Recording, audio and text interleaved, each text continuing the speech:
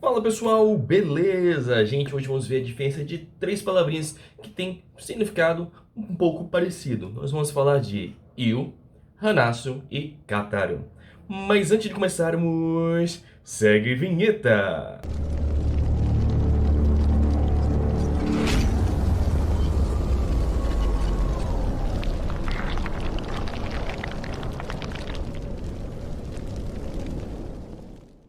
Então, pessoal, você está estudando japonês, você está lendo algum mangá, algum livro, está vendo algum filme e se depara com algumas variações, né? Você vê, por exemplo, que você pode utilizar tanto iu, quanto kataru, quanto hanasu para situações um tanto semelhantes.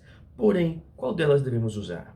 Bom, antes de mais nada, temos que ver então o significado de cada uma e analisar o kanji.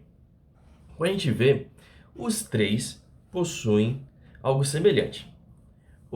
A palavra iu tem esse kanji aqui, que é um elemento tanto de hanasu quanto de kataru. Mas então, qual seria a diferença deles? A gente já vê uma coisa interessante. São semelhantes, porque tem esse elemento em comum, o que indica, né, que seus significados são intercalados.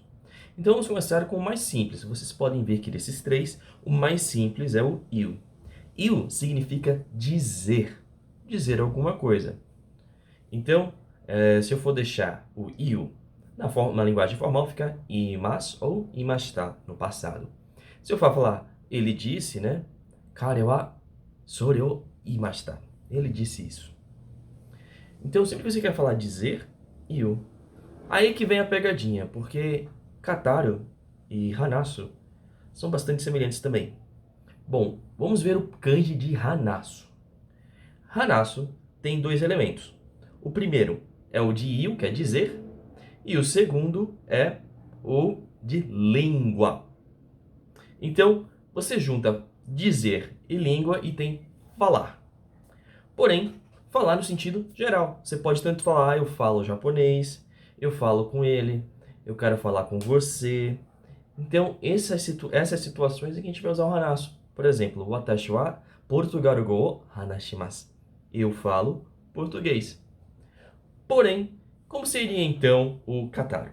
Vamos analisar o kanji do kataru. O kanji do kataru, vocês podem observar que é o mesmo de go, de Nihongo, Portugaru go. Ele vem muito nesse sentido, né? Mais formal, mais certinho de falar. É aquilo e pronto. E ele quer dizer também falar. Porém, a gente não vai ver ele no, na linguagem falada. Observe uma coisa interessante nele. O primeiro elemento dele é dizer, mas o segundo é ware. Ware é uma forma bastante antiga, né? Uma forma bastante formal e antiga de se referir a eu. Então, a gente tem dizer e ware, a gente já sabe então que essa forma, kataru, é uma forma mais formal e mais restrita em seu uso. Tem ware, e olha que não é nem o kanji que as pessoas usam hoje em dia para ware, é o kanji mais tradicional. Nessa palavra, kataru, é utilizada para usar para falar na linguagem escrita e muitas vezes não na linguagem escrita de fazer um blog, fazer uma comic book, alguma coisa assim. Não, é uma linguagem escrita mais rebuscada. Uma linguagem escrita que você vai encontrar em escritos tradicionais, em literatura, em artigos científicos. É uma linguagem mais